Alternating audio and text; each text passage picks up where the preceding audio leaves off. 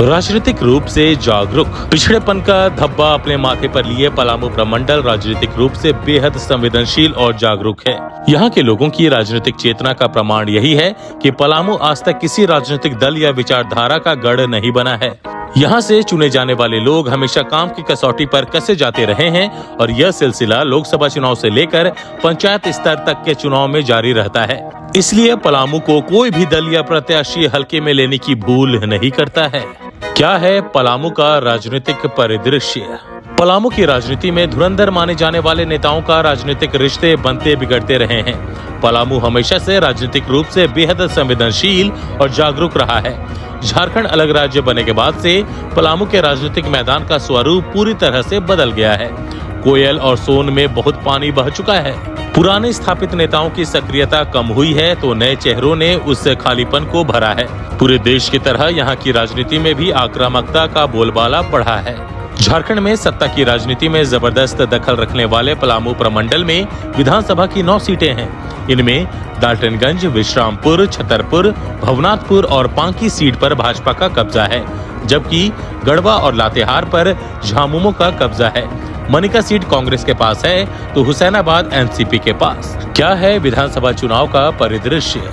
पलामू प्रमंडल की 9 विधानसभा सीटों को लेकर चुनावी समीकरण की तस्वीर हालांकि पूरी तरह साफ होने में अभी समय लगेगा, लेकिन इतना तय है कि इस बार का मुकाबला किसी भी दल या प्रत्याशी के लिए आसान नहीं होगा।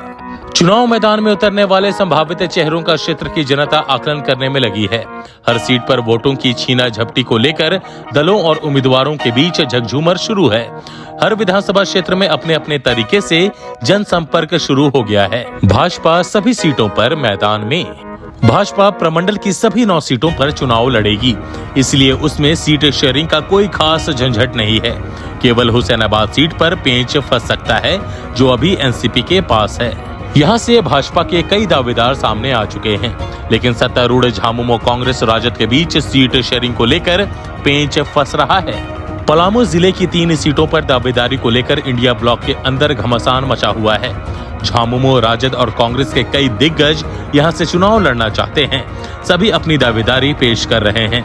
डाल्टनगंज, पांकी और विश्रामपुर सीट से कांग्रेस चुनाव लड़ती है, जबकि गठबंधन के तहत राष्ट्रीय जनता दल हुसैनाबाद और छतरपुर विधानसभा सीट से चुनाव लड़ता रहा है। झारखंड मुक्ति मोर्चा भी कई बार यहां से चुनाव लड़ चुका है। कांग्रेस और राष्ट्रीय जनता दल हुसैनाबाद और विश्रामपुर विधानसभा सीट से चुनाव लड़ने पर अड़े हैं। झारखंड मुक्ति मोर्चा डाल्टनगंज और हुसैनाबाद विधानसभा सीट से चुनाव लड़ने पर अड़ा है। इससे इंडिया ब्लॉक के अंदर खींचतान मची हुई है। सब कुछ देख सुन रही है जनता। राजनीति के अंदर खाने चल रही रस्साकशी को पलामू की जनता बड़े गौर से देख सुन रही है। पूरे प्रमंडल में अभी से ही यह चर्चा होने लगी है कि इस बार भी वोट का आधार नाम नहीं, काम को ही बनाया जाएगा।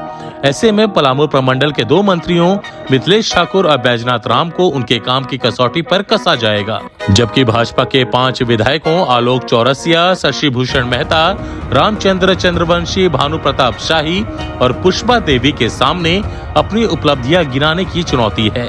कांग्रेस के रामचंद्र सिंह और एनसीपी के कमलेश सिंह भी जनता के सामने अपना पक्ष कैसे रखते हैं, यह देखने वाली बात होगी।